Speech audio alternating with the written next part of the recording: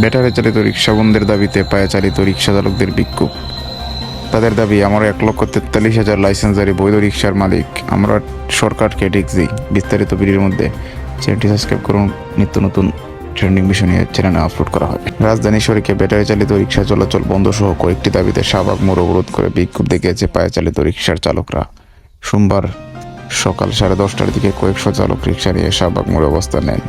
এ সময় রাজধানীর ব্যস্ত এই রাস্তার যান চলাচল বন্ধ হয়ে যায়। বেলা 12টার পর তারা শাহবাগ ছাড়েন। বৃহত্তর ঢাকা সিটি কর্পোরেশন রিক্সা মালিক ঐক্যজোটের ব্যানারে এই অবরোধ কর্মসূচি পালন করে চালকরা। এ সময় তারা নানা ধরনের স্লোগান দিতে থাকেন।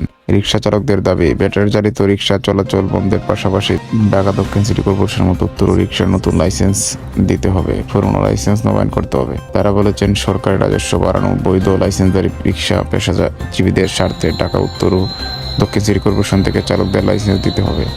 এছাড়া অসুস্থ চালকদের